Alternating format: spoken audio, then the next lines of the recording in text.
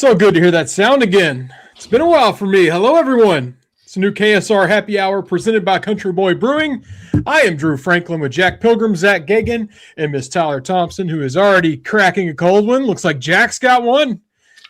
Zach being the responsible person. I didn't think I had any, and look what I found in the back of my fridge, tucked back there. This would have been gone weeks ago if I had known it was there. But I have a Country Boy with me, 3 out of 4. Not bad. Tyler, what are you drinking on there? I think I've got the halfway home. Yeah, I'm still going on the halfway home. Was that a Cliff Jumper hazy? This is a hazy jumper is what they call it. Oh, so close. I almost nailed it. I'm going to save the turtles, and we're going to talk a little sports here.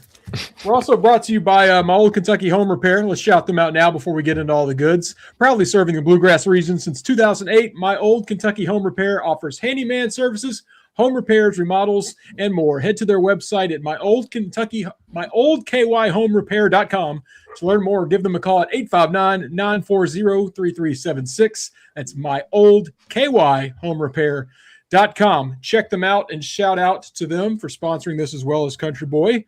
As I said, been a while for me. I think I missed the last 2, so I've got some catching up to do.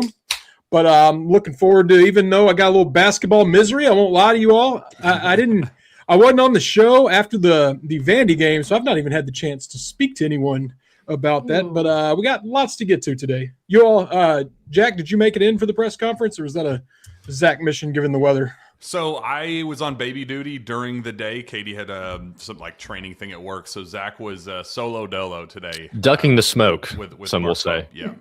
I was watching the press conference with Lion King in the background going as Billy was doing that, and I was having to feed Miles with the bot. It was chaotic, but we made it through. We're good. Life's good over here. I was just catching up on the press conference. I didn't get to watch it live. Lots of news there. Let's just jump right in. Before we do, you mentioned background noise. I have on 1991 Kentucky versus Indiana that I'm watching. It's kind of my thing, watching old games. I don't know the results of this one. A lot of times I know the ending, so I'm locked in and excited. Don't spoil it in the comments. I do not remember this game, but I'm very excited watching the Cats. So I might give updates. They don't have a scoreboard, so with no sound, I don't know how I'm going to know the score, but I might let you all know how that's going to, because I'm locked in on Cats and Hoosiers from forever ago. Anyway, Jack, we'll start with you since you have a pretty good connection here. The Jaden Quaintance news, I think, headlined Mark Pope's press conference today. It was about previewing Arkansas, but the big takeaway is I think he used the shutdown word, right? Is that how it was described? Yeah. Don't love that. Full shutdown. Yeah, it sucks. I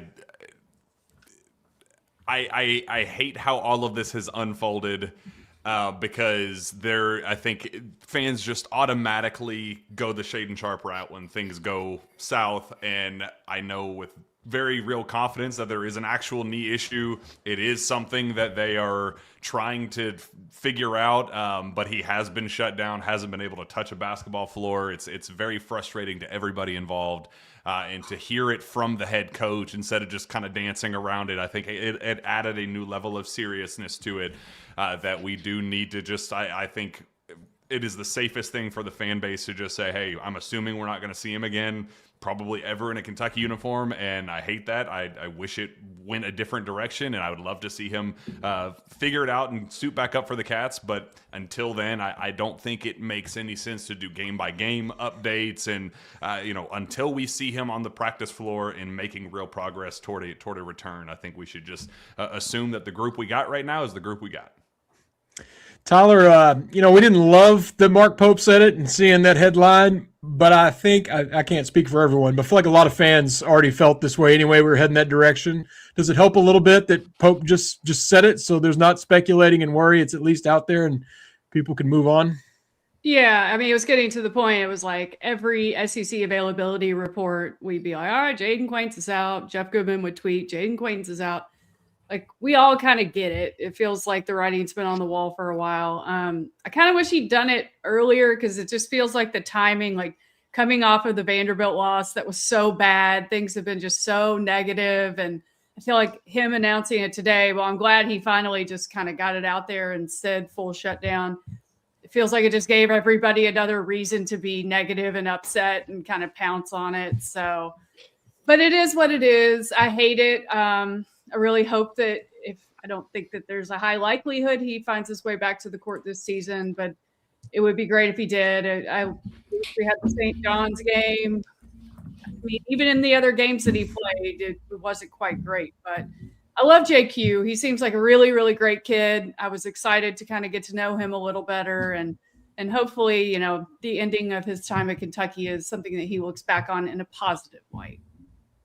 Zach, you're a big NBA guy. Congrats, Cavs, big win against Bronny recently. Watched it. It was fun. Points for Bronny. 3 for 3 from the field. That was the most exciting part of the whole game, actually, was Bronny dunking in transition. That was fun. But Ball, he is projecting a lot. I've seen a lot of fans saying, why would he go? He didn't even look that good. He will be a lottery pick. There's no doubt. Maybe on the back end because this is such a loaded class. But he's done enough to hear his name called and probably get invited to the green room. I'd be shocked if he's not. Yeah, him actually playing or not playing another game for Kentucky probably just cements his draft status where it is right now, which is top 10 pick. Like every mock draft update from like the big folks, the Athletics, the Ringers, the ESPNs, the Bleacher Reports, they all still have him in that 7-8 range, and with the caveat in their description saying that yes, he hasn't played and yes, he didn't look that great, but we have a sample size of him at 17 years old doing all of this when he was at Arizona State. Eventually he's going to get healthy. By the time that he would make his NBA debut in October or whatever it is, he'd be 18-ish months past his ACL surgery. So at that point, or 16 months, something like that. So he'd be in much better shape to come and play, make an immediate impact. So all it takes is one team to look at the tape from Arizona State and say, yeah, I want that kid on my team. Because he'll still be 18 when he gets drafted. July, I believe. Yeah. So, I mean, the kid's really super young, and eventually he's going to get healthy and heal and everything will be okay. So yeah, he's a lottery pick. It's honestly what would hurt his draft stock more is having more games like what he did against Missouri and whoever, where he was kind of getting embarrassed. Or who was the guy from Alabama, Noah Williamson, the Bucknell kid who just came and just made him look like he, had never played basketball before. Like that's the stuff that actually will somehow find a way to hurt him. So yeah, if he doesn't play another game at Kentucky, his draft stock is probably solidified as a top 10 guy. Kentucky fans don't want to think that way, that NBA, matters more to these guys. Of course it does. I mean, he has to consider that. If he were to come back and Pope is playing Brandon Garrison over him and leaves him on the bench, that would look terrible for his draft stock. So even though we hate as Kentucky fans that this is how it plays out, this is basketball now. It's nowhere near Shaden Sharp for me, though. As Jack said, no. Jaden had the right attitude when he got here and tried to come back. It was some people tried to say early on he was going to be Shaden, and now he is stepping away, but they are completely different situations. And the issue is, unfortunately, like you remember the preseason quote of it would take an absolute bozo to not win a national championship with Kentucky's resources. NBA teams, like hearing from the NBA side, they view the Jaden Quaintance experiment like it would take a complete bozo to mess up a Jaden Quaintance lottery pick and have that situation not go well. So this was really a big recruiting tool that it kind of just landed in Pope's lap of like, hey, I get to have a lottery pick show up who wants to be here, loves Kentucky, is dying to play, and you can just kind of throw him into your system and walk your way into a lottery pick, assuming things even just go okay. And now, like, you do have to worry about, like, we were already concerned about the recruiting stuff, big picture. How is having a guaranteed surefire lottery pick go like the worst possible case scenario unfold in Lexington with JQ? Like, it's now you have to worry about it working against you. So that's another part of the thing about, like, I'm dying for any type of turnaround where he is able to make a miraculous recovery and play again and play very well. It helped Kentucky win games because it's going to help Kentucky in the long run. Everything we've seen up to this point is only going to hurt Kentucky moving forward with the JQ experiment. So Kentucky, like, Pope kind of needs Jaden to get back on the floor and play much better than he had up to this point, because up to this point it has just been a negative recruiting experience in general. Help me remember the time. I remember being excited about Quaintance because I'd seen him win healthy in his first commitment around. I don't really remember. Were we desperate to fill that spot? We have several big men. It doesn't feel like we were ever desperate. And, like, what was Pope's messaging, if you know, because I know you recruited that so well, because obviously it hasn't gone the way they thought it would last summer when this commitment happened. Heck, we were hosting the That was the day we were hosting the show, wasn't it? Yeah, that was a lot. That was. Oh yeah, that and was he called in. Yeah, with the baby Right. crying in the background. That was just a sweet, sweet little moment. They weirdly enough, the role that Malachi Moreno is playing right now is kind of what they told him, like, hey, we loved what Amari Williams did. We'd love for you to step in, learn the offense, be kind of the facilitator and point of attack, the offensive hub for us, and run a lot of the stuff through you, and kind of get you an opportunity to get your game off and prove why he wanted to be the number one pick while helping Kentucky win a national championship. And that's the territory that comes with recruiting kids like this, where it's like they want to be here, they want to help you win games, but they also have their eye on the prize of being a $500 million player and having just lifetime generational wealth for their families. I mean, both things can be true. We saw it work very, very well under John Calipari for so many years with all the lottery picks that loved winning and were sobbing in the locker room after losses while still knowing what the end goal was for all of them. So that part is the kind of the troubling part, is how the way he was used and all of those things to get up to this point. Like, how can Pope recruit the next version of it? Like, hey, well, you're a positionless, we're going to use you in this way. Well, why did Jaden not play that way? Wasn't that kind of the same pitch that you gave him? So there's a lot of stuff that Pope has to work through on the recruiting trail to kind of fix how things have unfolded with Jaden, unfortunately. Well, let's just get right in the recruiting trail. I was warned about Pope's answer about recruiting today by multiple people. Some people, I was catching up on the replay, and people on KS board were like, wait till you get to the recruiting question. Maybe some people in our group chat that I won't name even said, wait till you get to the recruiting question. And then I got to it. Tyler, did Pope say recruiting could go well because things are bad, because some recruits like when things are bad? Is that kind of what he said? I was watching it right before we started this, but that's how I interpreted it. It was a weird answer. It was like, when sometimes when things are going really badly, that appeals to some recruits. I guess that means because some people won't be here anymore and they'll have more playing time. Like, he could sell them on, well, you can come in and save the day and turn things around. I don't know. I mean, we've talked about the issues with recruiting a lot. It feels like he just kind of started going one way with that answer and kind of did like a 360 and then a 180 and then spun out and then just kind of tried to get out of the answer. So not great, Bob. I mean, it's just not great. I don't think it's what any of us really wanted to hear about, but yeah, of all the bad things in that press conference, it was one of them. We're already concerned about not having any commits or really any optimism. It wasn't the best way to keep us all hooked on the recruiting trail, saying that maybe some guys out there are like a disaster. Zach, you were there, also learned they're going to start practicing differently on January 29th.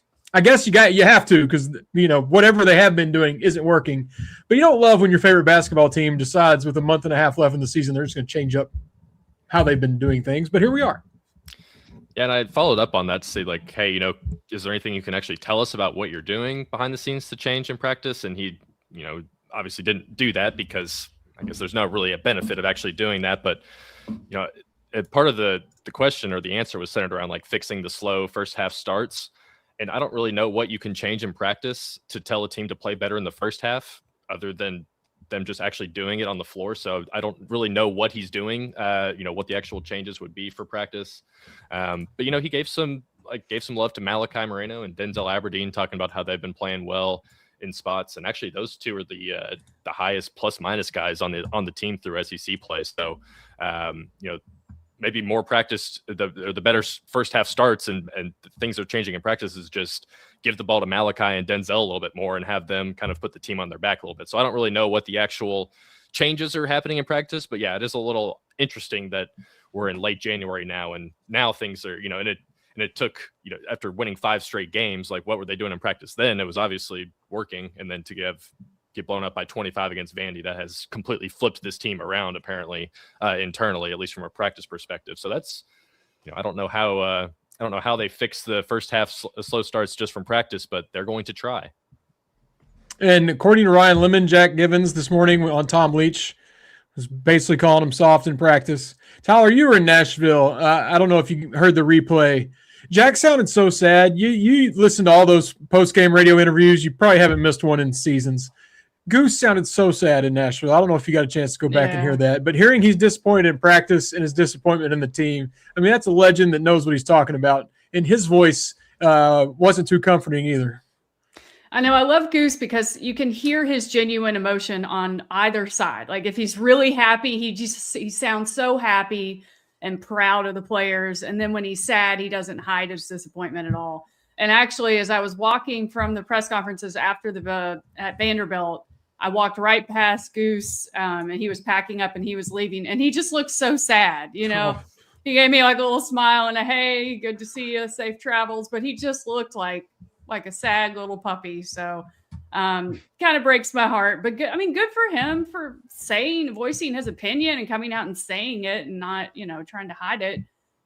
It's just, I hate it. Like, I feel like it's hard for me. I was thinking today how happy we were a year ago, like how great everything seemed. And, that team was dealing with injuries too, but we still loved them and all that. And then you come to today, a year later, and it's just, the negativity in the fan base is bad right now. And you can't blame anybody for it. Things just seem really, really bad. So it's wild how things have turned.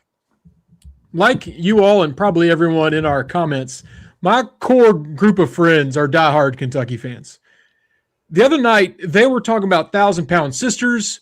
One of them's like probably not even going to turn on the Arkansas game. That hurts me more. That's like what we talk about, and people are legit just like not even bothered to watch this team. And then Goose is sad. This is just I'm going down a hole here. I'm getting back in my Vanderbilt emotions, but this isn't why we love it and what we get into. That for Goose to say it, he's in the UK machine, a former player working for the UK Sports Network. If he feels like he can say it out loud, that tells me it's pretty dang bad, because if it was just a minor issue or just a little bit, he'd keep that internally. So that says a lot about what's going on behind the scenes. But, hey, they're changing it. We're going to make it better. A few more things from the press conference.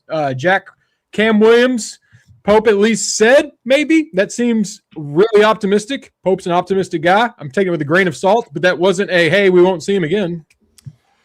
He also confirmed that he would not be playing on Saturday. Jalen Lowe also will not be playing on Saturday too. So glad he really went back to the well on that one a couple times. We got to get the jokes out of the way. Joke. We were really just funny, haha time to be a Kentucky fan. But Greg Williams, his dad, shout out Greg, did an interview with KSR. And he threw that out there, and it was the day after the injury, and it kind of gave a vibe of just like, it's an optimistic dad that's dealing with a really, really hard time. His son just kind of went through a devastating thing for the very first time in his career. So, is he just doing that just to give him something to look forward to and not be totally down about just having the game and sport that he loved ripped away from him for the rest of the season? And so to hear that kind of double confirmation from Pope that it is maybe an outside chance, not likely, but it's still something that they're monitoring. His dad compared it to like Willis Reed in 1970 with the Knicks coming out of the tunnel, the SEC tournament championship or something, and giving you a 5-6 the first four in Dayton. Really tough. Yeah. Unfortunately, but just giving you a couple tough minutes, whether it's hit a shot or get a big defensive stop or something, just to kind of ignite the team, just give them something to lean on and be excited for. So I hope, I would love to see Cam Williams. He was playing his best basketball of his basketball career up until that injury. We saw just kind of what we're missing when we didn't have him against Vanderbilt. So hopefully that miracle comes true by the end of the year.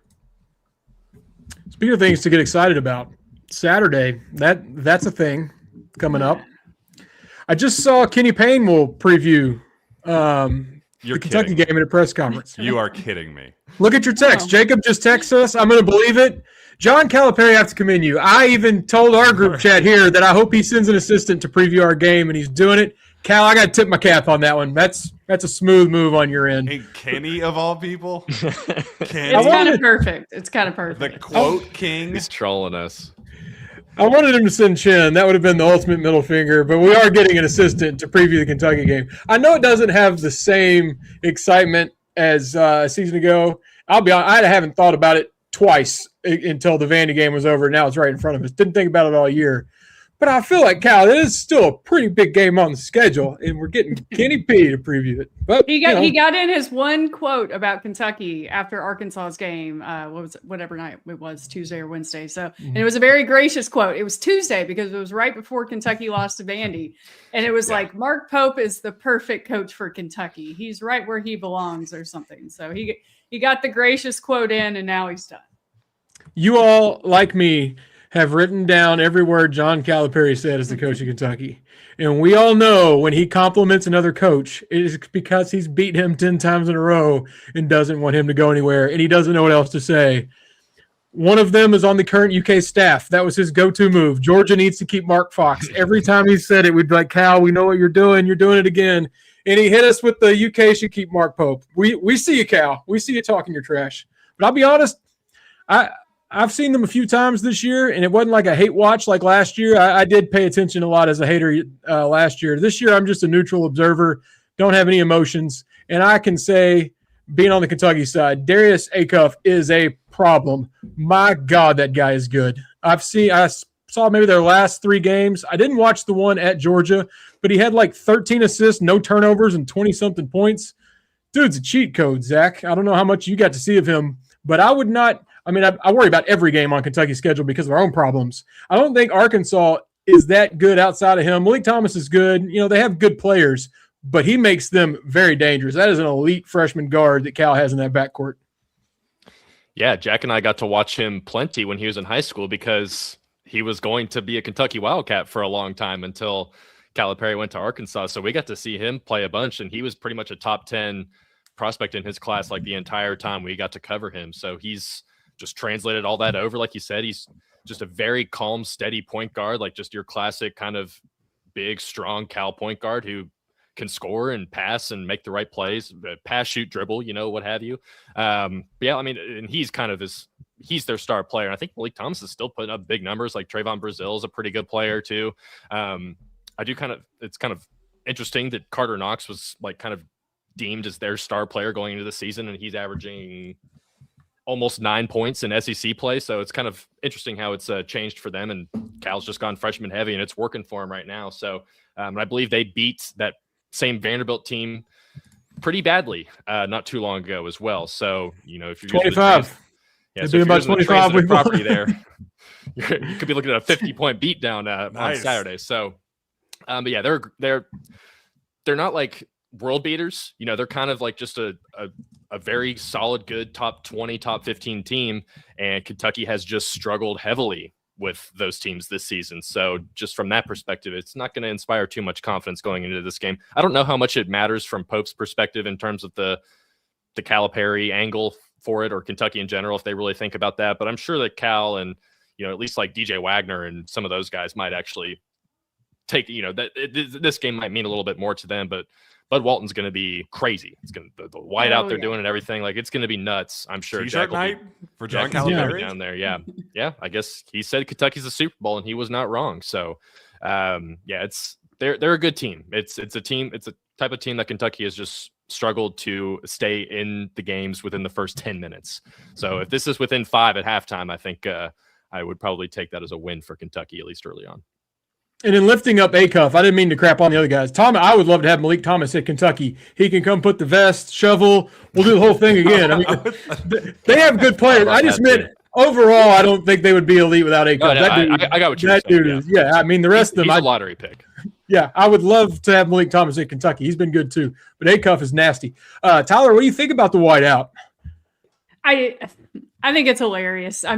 Cal said so many times, cup night, bat night, pom-pom night, whatever it is when Kentucky comes to town. And he's right. He's still right. I kind of loved how they announced it. They had Billy Richmond, tweet out, hey, Hog Nation, you want to, do a whiteout on Saturday? And so it wasn't like directly Arkansas calling for it, although they did make it official with their own tweet. I think it's awesome. I love it. And there were some Arkansas media that were like, oh, here goes the Kentucky media again, spinning everything about Cal to get clicks. And they pointed out that they did a whiteout against an unranked team earlier this year. It's like, whatever. It's Kentucky. It's Calipery versus Kentucky. Of course, you're going to do a whiteout. I did want to talk about, it seems fitting that, Arkansas has these elite freshmen, and then Kentucky's coming in struggling. Like, I'm really hoping things turn around and Kentucky pulls off an upset, because that would be awesome. But how fitting would it be for this narrative that Arkansas just pounds Kentucky with 2 really good freshmen? I mean, that's why Cal's got him rolling again. He found 2 of those dudes that he wasn't getting here at the end of Kentucky. I mean, I know you all mentioned Acuff was going to come here, but at least as I see it, part of the reason Cal has found success was getting that reset, that NIL, and getting that going again. It had fallen off here, but we don't have to go down that path. We've all made those thoughts clear. But there's no denying that he has some freshman guards that are the old school Calipery. He's got his guys. Jack, what do you think about the DJ experience? Cal's finally taking the ball out of his hands and giving it to Acuff. It'd be criminal not to, especially after we had to go through that a few years ago.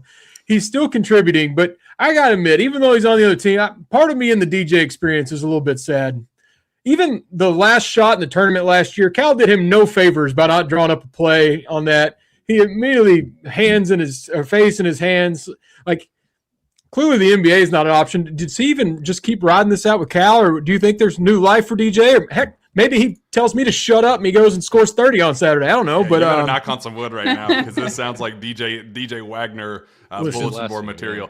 Listen, if Kentucky gets killed by Arkansas, it had nothing to do with me on the happy hour. But go ahead. So you're telling me that Cal is capable of benching DJ Wagner for the star freshman, lottery pick freshman? That is possible. Okay, double checking with that. But the fascinating part with Darius Acuff is he had a reputation for being kind of a selfish, like, other players didn't want to play with him. Like, so there was a chance of this chaos kind of working against Cal and having him kind of be a locker room issue and all that stuff. And like, that was one of the things that I heard, and one of the reasons why I didn't totally love the idea of him being Kentucky's point guard. So when he signed with Arkansas, I was kind of like, yeah, he's going to be our mole. He's going to be the guy that it's going to be an inside job. He's going to blow him up from the inside. Go figure. He turns that entire reputation, all the stuff that people said about him, and he's like, no, I'm selfish because I'm him. Like, I can go get my shot. I am, the people are talking about him as one of the best point guards John Calipari has ever had, which is stupid, because there will always be John Wall. There will always be De'Aaron Fox. Go down the list. But he has put himself in that conversation, and it's deserved, because he's an awesome talent. But it is just very ironic that the one guy that we all kind of thought, like, hey, there's a chance that he could really, really screw up this whole freshman John Calipari adventure that he's trying to go down, and unfortunately it's working against us, and there's a good chance that he puts 30 on our heads on Saturday. Think back to last year where he had the big game. Does anyone have any confidence? I'm pretty negative right now. I can't hide it. I mean, does anyone feel good? No, I don't. But it would be just the most this team thing ever if they went down there and won.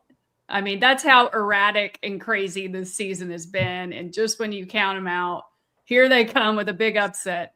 I mean, that's just my hopes and dreams talking. I don't really think that's going to happen. I don't think there's anything logical that you could look at to think that that's going to happen. But it would be pretty funny, and I would celebrate the heck out of it.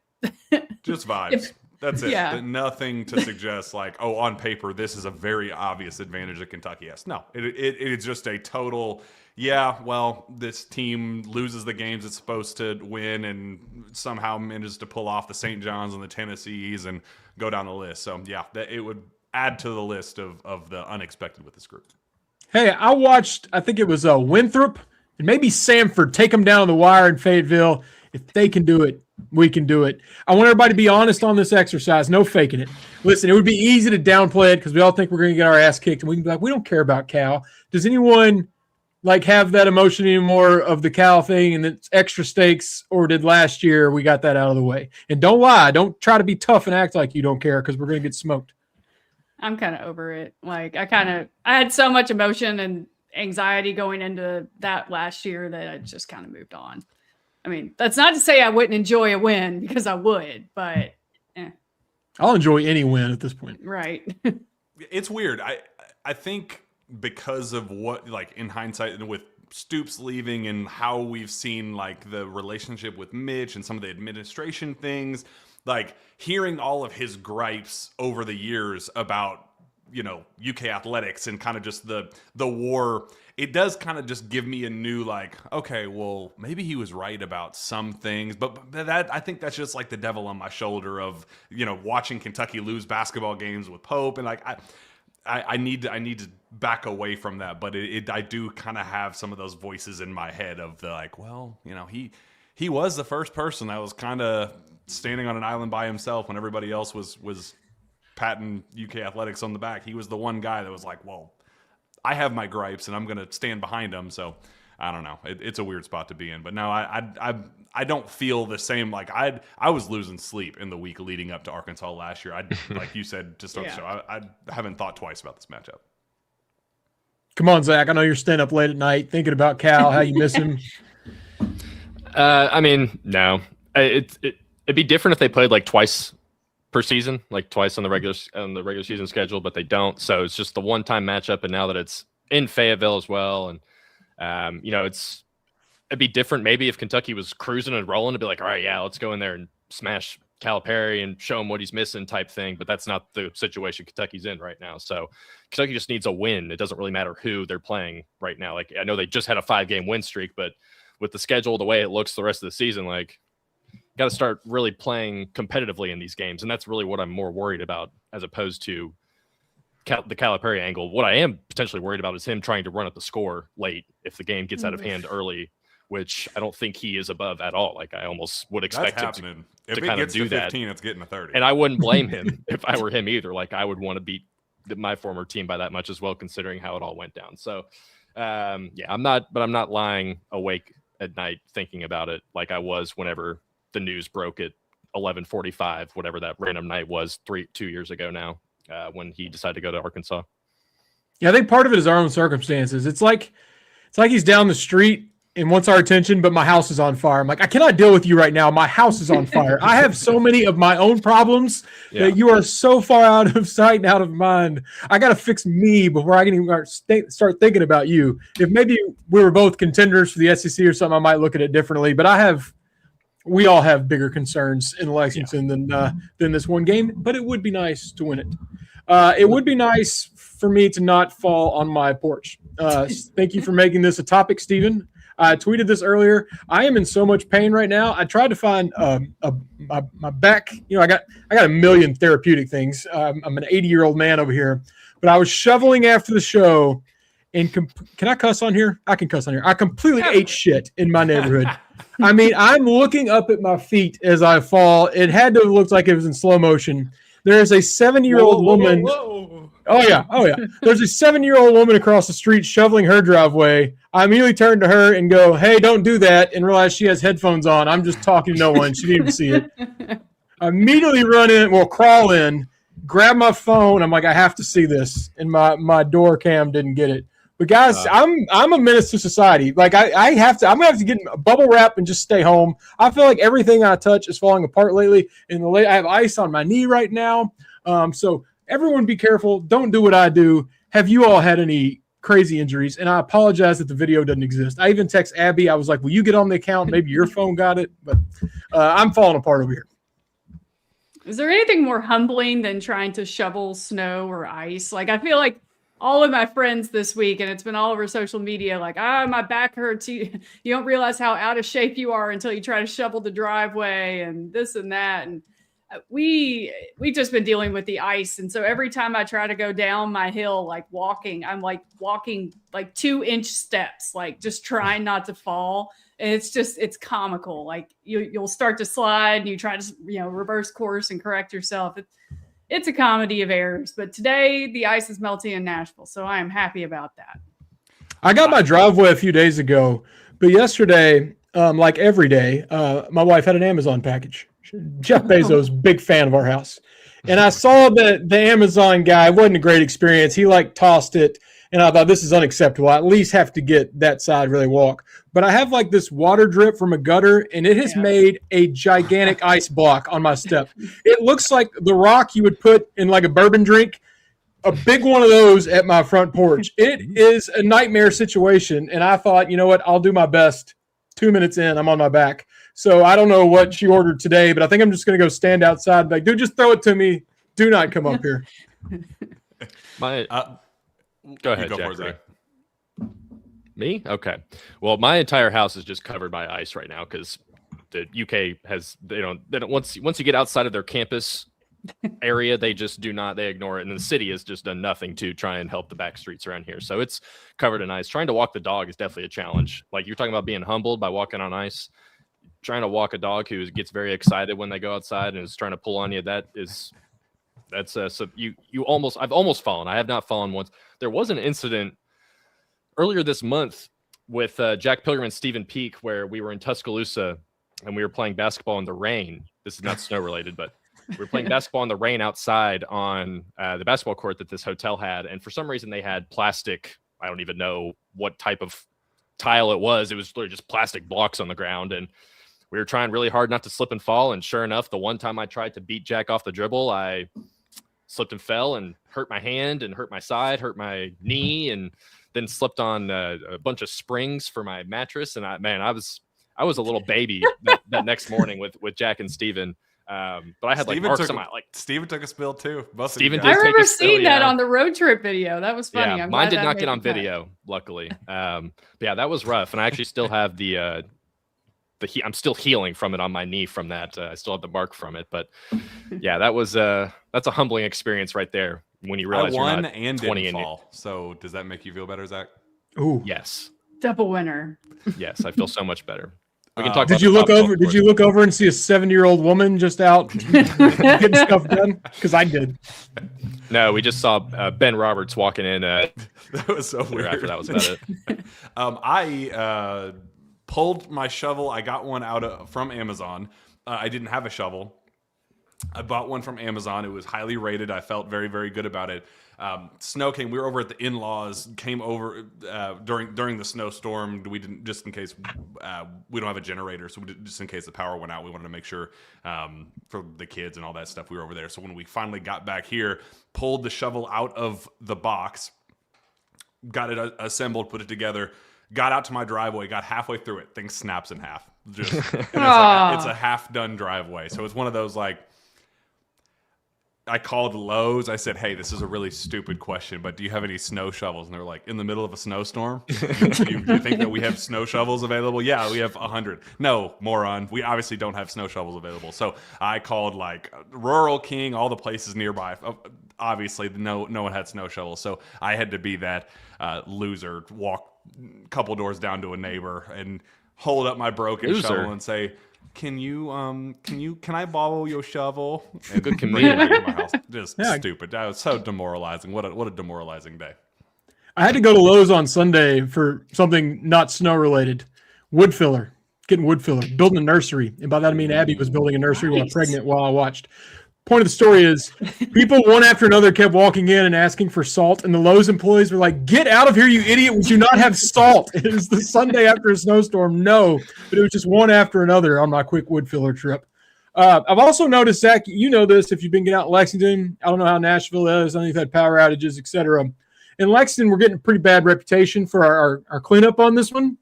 I'll defend the city a little bit because this is a block. Like trucks and salt, they're not doing much with this. It's 3 inches of ice. Yeah, 3 or 4 inches of ice right now. I got a little sympathy for the city. They could do better, yes, but at the same time, pretty tough circumstance for everyone here. But the point of this is, like, when you're driving, they've like piled all the snow and ice in the turning lanes, so you just have to go straight. Like, oh, I need to go over there. I can't.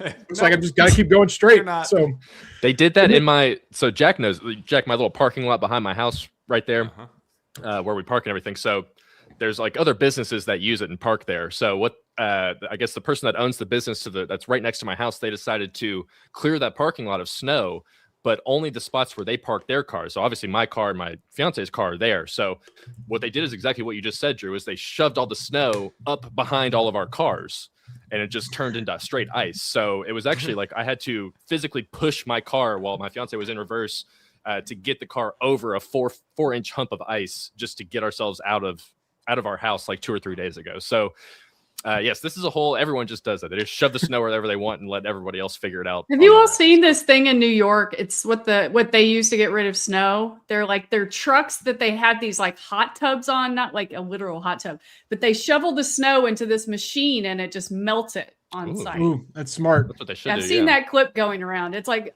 the North does this way better than we do.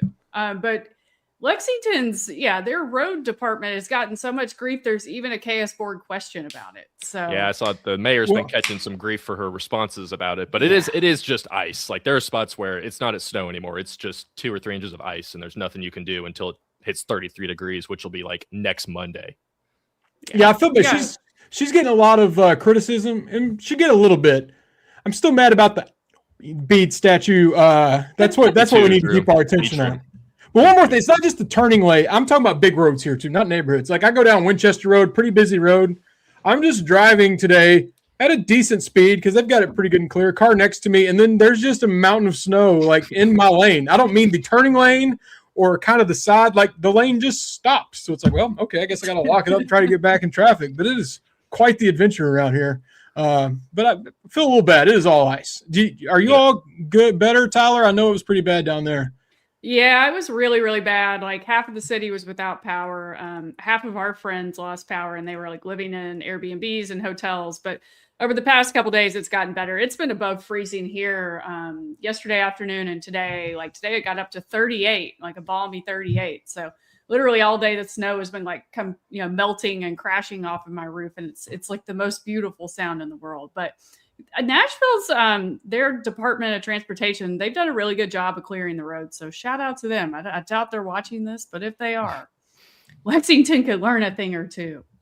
They should be watching it. We have a lot of good people watching. I had some comments I was going to read and I lost them. While I scroll through them, Jack, it looked like you had some elite sledding going on where you live. That is that hill? You're like where you live, or that is an impressive hill. That was in Laws. Nice It was a very, very nice hill. That was the first time Billy ever went sledding. First time I've ever gone sledding with a toddler. I don't know why I would ever go sledding with another toddler. So weird context behind that statement. But so learning on the fly of like, hey, when I would usually like use a foot brake, because at the bottom of that hill is actually a pond. So usually when we had sledded in the past, I've been, going to that neighborhood for a decade. Katie and I have been together for 11 years now. So in the past, when we've gone down it, you just foot brake at the bottom to not fly into the pond. So doing that with my 2-year-old this time, you do that and it just absolutely cooked him with snow. I mean, just destroyed him. So he was kind of like, hey, this was really the thrill of going down the hill is a blast, but hey, is there any way to not just get ice shrapnel up in my face at the very bottom? So hey, we're all learning. First time dad. Sledding's the best. I can't do it now. I'd tear an ACL just getting on it. But growing up in Madisonville, we had it would take up multiple yards, but everybody was in on it. And like my dad and the other dads, built was basically a bobsled track. We could have sold tickets. It was so perfect. But seeing your neighborhood and your setup made me think back then, like kids with a good hill nearby, it doesn't get much better than that. I've seen a lot of, it happens every year, but the UK kids get over at the library too. They look like they're having some fun. We also have a lot of people just skiing behind cars. Like maybe you see once every once in a while. I feel like we're getting out of hand in Lexington. Maybe too many people doing that. We had a cross-country skier go down our street on Saturday. I randomly walked up to look out the window and see the snow, and there's just somebody skiing down my street. I'm like, well, why not? It doesn't happen that often here. So Winter Olympics, we're just getting ready for it. Yeah. I know. That's like next week, right?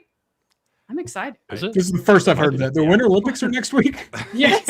I don't know if it's next week. I know it's like February-ish, but yeah, we can just not talk about Kentucky basketball and talk about the Winter Olympics next week on Happy Hour. I don't even know where it is. Torino. It's in Italy. Milan, nice. Torino. Yeah, maybe we should do a little KSR coverage of the Winter Olympics to a little bit of a distraction if things don't go well. See how basketball goes. Let's see how the KS board questions go. What's up first, Steven? Oh, there we go. Would using a flamethrower to shovel my driveway be unnecessary? I don't know how much more shoveling my back can take. South End Josh, I was shopping for these. Where do we get them? I should have been more prepared. Saw this last year. I should have gone out and got them right away. Clearly, I don't need to be shoveling. I can't even start the process without falling and hurting my back.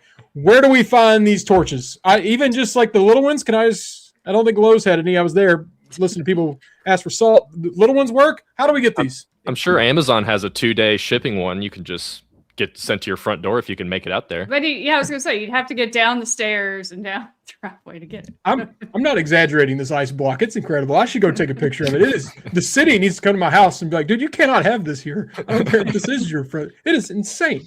But yeah, the flamethrowers are cool. Are there any other tricks? I was wondering what I could do on this ice. I saw someone I know. I'm not going to say her name, but she poured boiling water on her windshield this morning and it worked. I was like, no. It didn't do anything, but like, we know that one's out. Don't do that. Are there any other? Y'all know anything? I thought about putting my little space heater outside of my porch and seeing what it could do. That's how I thawed out my sink that got frozen, even though I was having it dripping the other day. There you go. You get a hair dryer, you could always try that. But I think the way we did it was, and this won't help you now, we put a tarp over our stairs before anything starts. And then that way, when it's done, you just pull it off and you got dry stairs. So my dad, shout out Mike Franklin, for years, he puts a tarp that's the exact side of his driveway and puts bricks all the way down. And the unrolling every year, it is the most soothing thing. I'll go help him. It's so fun. This year I asked to help him. He's like, I'm not going anywhere. He's got a bum foot. But he's been doing that for years. He has the most perfect driveway every winter because he just does this tarp. Maybe that's the move. Or the flames. Flames would be good too. What if I preheated an iron skillet on 10 and just set it on that ice block? Would that get the ball rolling? I know it won't fix it, but I gotta get something going. Yeah. I need some form of heat on this. Yeah, well, I would watch that time right, lapse video. Go. That's a good short. I found a flamethrower for $700. $700. It feels cheap. I feel like a flamethrower a quality flamethrower should be over $1,000. You know. Yeah. Well, maybe there's a high quality one for $3,200. But I just, if we're balling on a budget, just to get the job done with a flamethrower, $689.99 is the. I don't know what salt costs for the city, but maybe trucks that just shoot flames out the front. That would be pretty cool. That would help. What's next, Steven?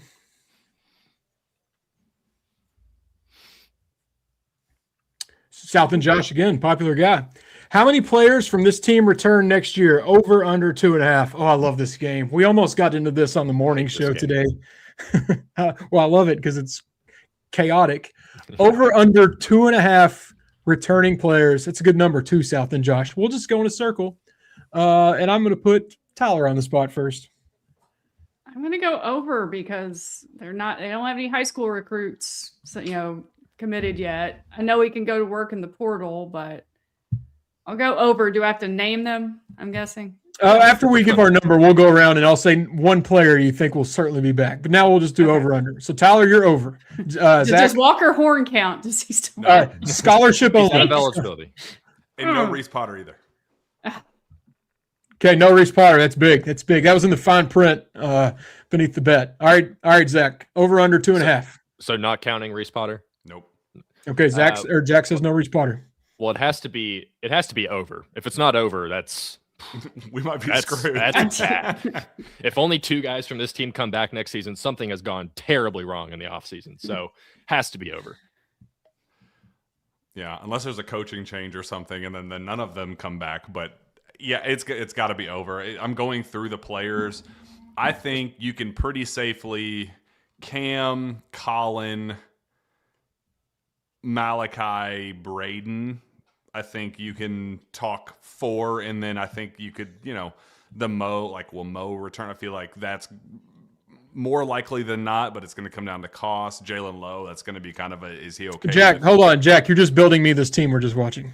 Do we want all these people? I'm not going to say a single name, but do we want all of that back?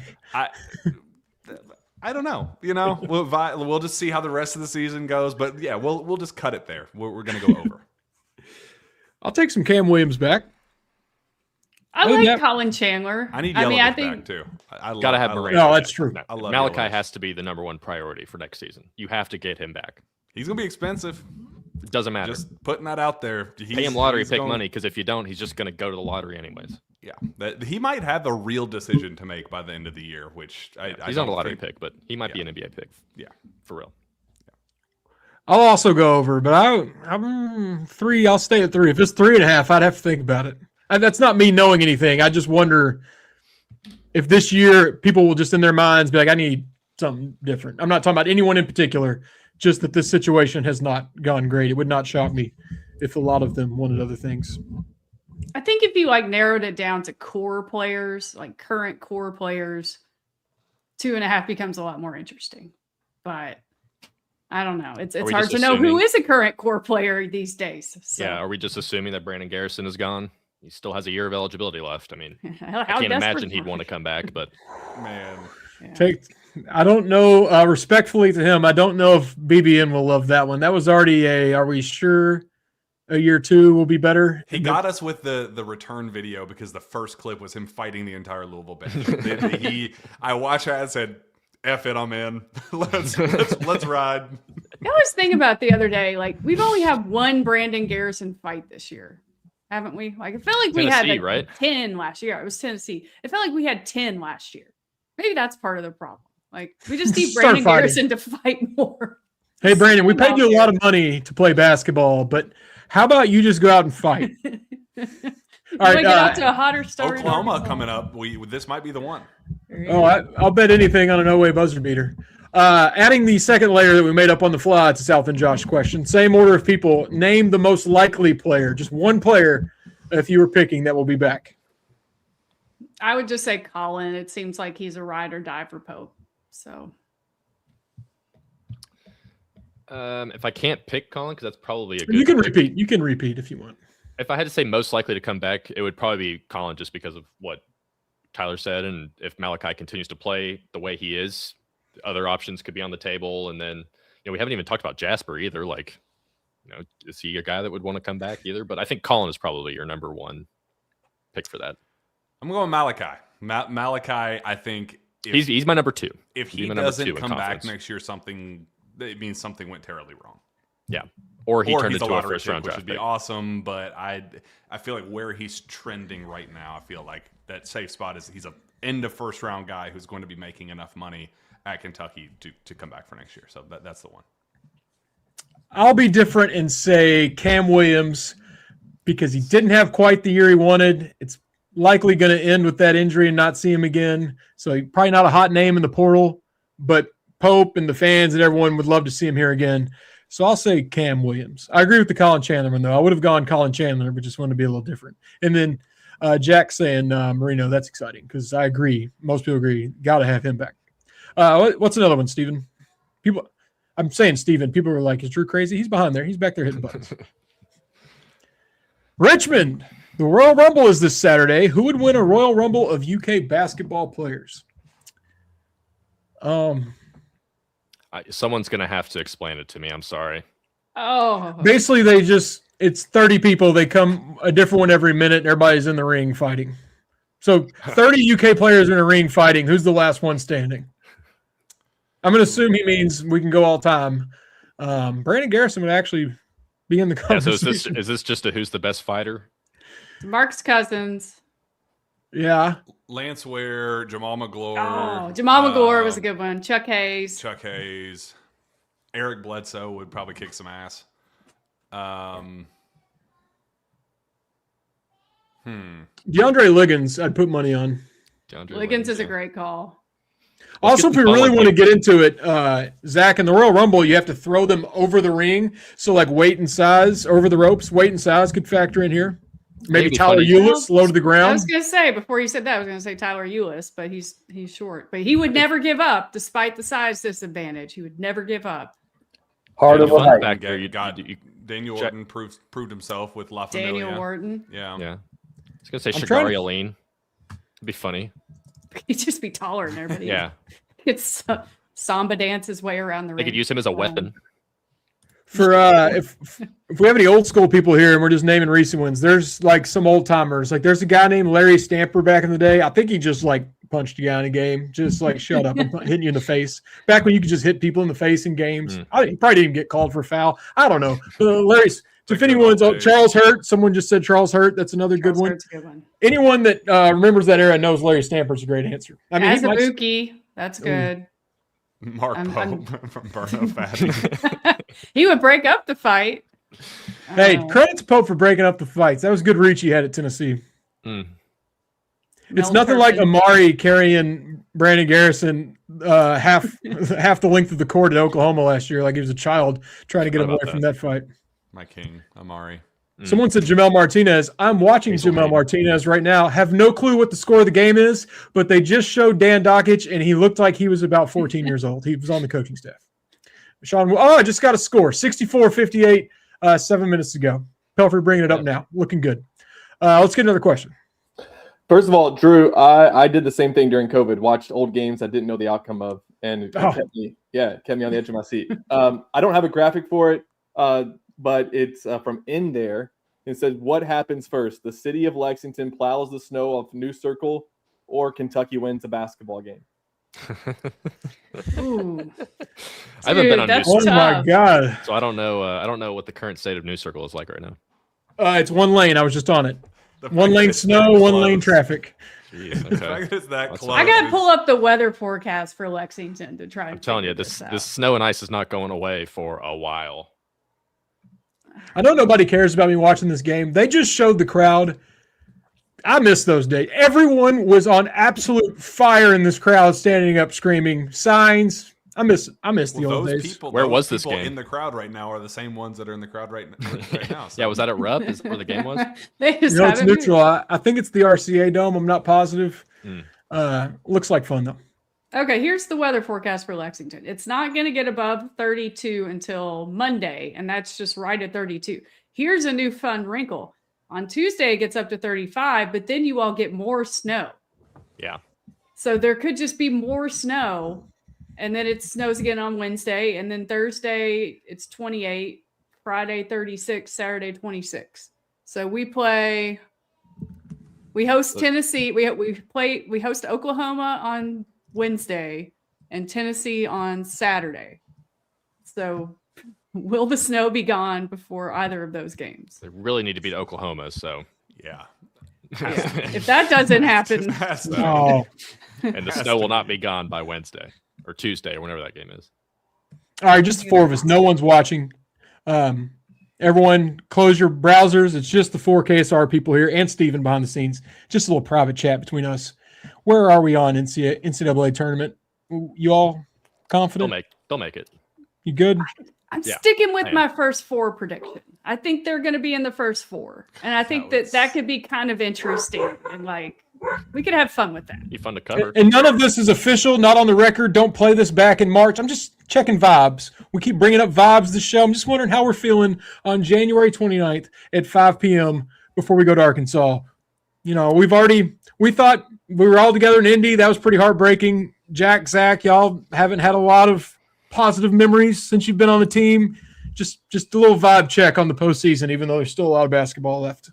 I think we make the tournament, but ask me if we go down to Fayetteville and lose by 35 points or something, like the next time you see me talk, it will be, hey, we're not winning anything. We're going to win 2 more SEC games the rest of the year, and yeah, it'll be bad. So right now, as we are sitting currently, 5-1 in our last 6, I'm going to say yes, but the fact that's even a conversation is pretty darn scary. Yeah, I'm at like a 90% as of today right now. I think they can get higher than the first 11 or the first 4 in Dayton, because that's 11 seeds, right? If you're in the first 4. So I think they can get to the 8, 9, 10 range still, but they do have to win. I mean, what is there, 11 more SEC games? You probably got to win at least 4 of them, probably 5 of them, to get to like up to a 9 seed or something like that. So they have to win games that they might not be expected to win. But since they're all quad 1, except for 2 of those games that are quad 2, like, it really don't have to do too much more to actually get yourself in. You might have to win a game or 2 that you aren't expected to win, and then win the 2 or 3 games that you are expected to win, which sounds easy when I say it out loud, but also sounds stupid when I say it out loud, because 500. we've all seen this team play basketball for the last 21 games. Earlier this week, we were all looking at places to stay in Nashville. I care about that tournament a lot. I know a lot of people don't. I miss those Saturday and Sunday games so much. Each day we grow farther and farther from SEC tournament basketball on the weekend. Do you all have any confidence? You know, the SEC's down this year. It's not, I mean, I think 11 of them are in the top 50 of the net, but it's not as strong as it was a year ago. Any confidence we can make a little Nashville run? Again, just January 29th vibes, not official predictions.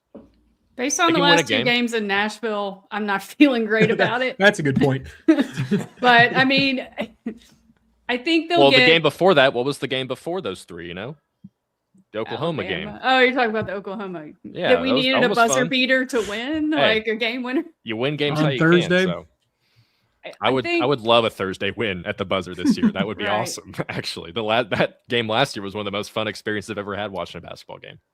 Bigger This team question. seems- yeah, Bigger go question. ahead. When do we unveil our KS house setup? When is that going to be? Oh no, it You has all to be got to revealed there. decide. No, So we you gotta decided. We decide. picked yesterday.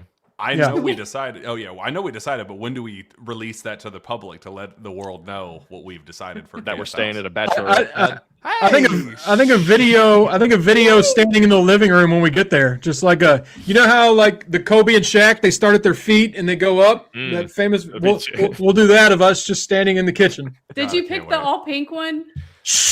Well, we don't have to say too much about it, but it's the bachelorette. That doesn't narrow them down that much. It has Oh yeah, I forgot 14 no one's beds. watching. It's just the four of us. Everybody turn it off. Yeah. We've been a little negative. Partially my fault. My fault as the host here. We're coming up on an hour. I want to wrap it up. Has nothing to do with basketball, but being locked down, I've enjoyed some good television yesterday. So I want to go around and get more recommendations. And I say that because Tyler, you put this in our group text, but I'm hooked on Traders. I know love you're it. watching Traders. Any other Obsessed. Traders people? No. We got to get you two into it. It's so good. This is I my started- first My season. fiance's into it. I'm not into it. I also Abby turned on the new Beast games, that Mr. Beast thing, season 2. I was drawing the breath to say that I unfortunately am watching Beast Games, and I like can't it. do it. Oh, I like it. I like season 1. I'm not a hater, but I need to tell you, Oh, I am. and you'll get it since you've seen it. I think it was episode 1 or 2. I'm barely in it. I was irrationally mad at how they were like, I don't want to get too into the weeds here, but people were like trying to team up. I'm like, there's 1,000 of you. Why are you teaming up?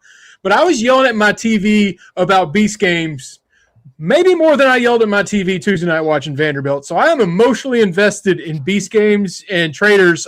Traders, I got to wait for a new one. I'm caught up. Beast Game, I still got some to go. But Jack, you watch it. You like it. I was furious at some of the contestants. I'm yelling that I can do it better. Put me on there. Did you watch season 1? Oh, yeah, I loved it. That's why I'm not a big Mr. Beast guy. There's a lot going on there. But I love season 1. And it's the one where they were playing dodgeball, and they're just like, no one was playing. I was so mad about it.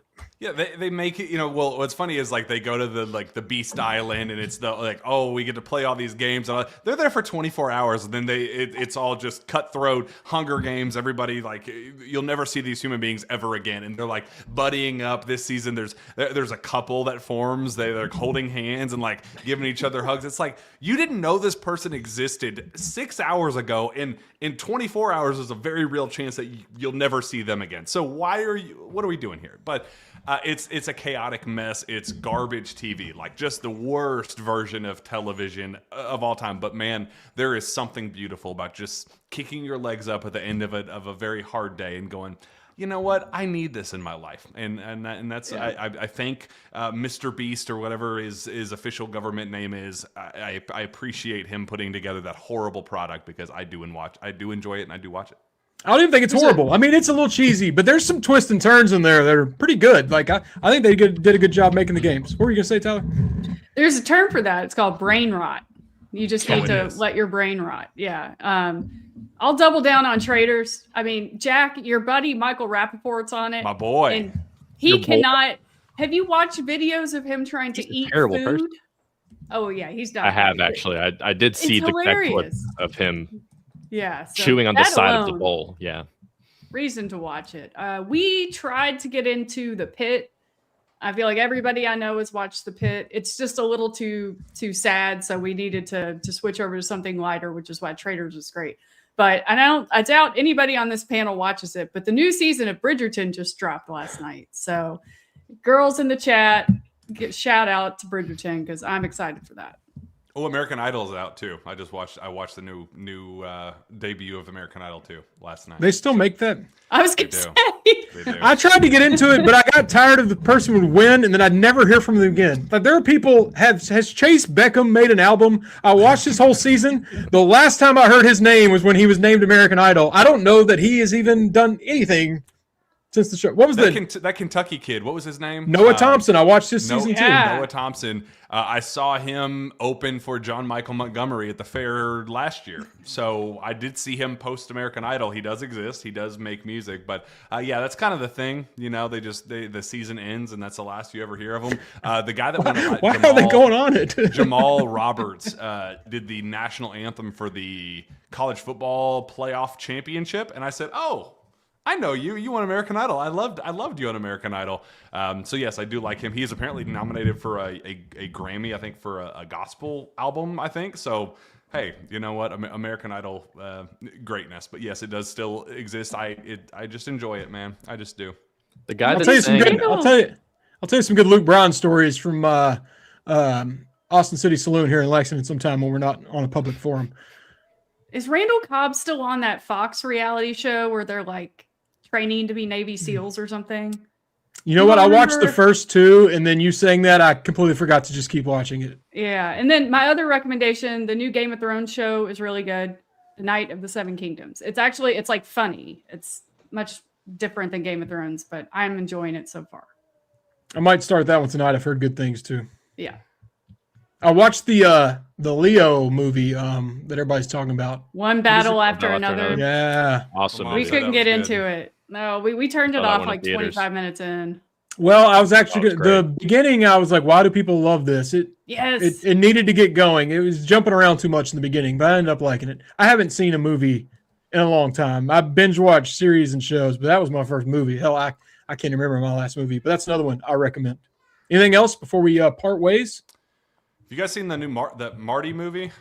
Marty? Oh, I want to. I do. I really do. Heard great things about that. That's next on the list. I do want to watch that one. With your boy Timothy? Good old Timmy. All right. Hello. Or you could just watch old happy hours here on KSR, old rapid reactions, sources say. Old Kentucky, Indiana games. Yeah, I'm at a commercial right now. Honestly, the commercials are the best part. This is a razor commercial. There's people just making out in a shower. She just dropped her robe, and then this guy's now shaving his face. What? What's the brand? The Smooth Operator from Panasonic. The old commercials, like on these games on YouTube, they leave the commercials in. It's the best part, watching stuff from back in the day. Or young Dan Dockage. Yeah. All right. We're getting back to crunch time. 3-point game. I got to lock in here. Thank you. No one told me who won. I'm going to get through without finding that out. Exciting finish here. Thank you all for watching another KSR Happy Hour. We'll be back next Thursday, 4 o'clock. Brought to you by Country Boy Brewing. Time mine just right. Got a little sip there. Everybody stay safe. If you're shoveling your driveway, don't do what I did. Be careful out there. Bye-bye.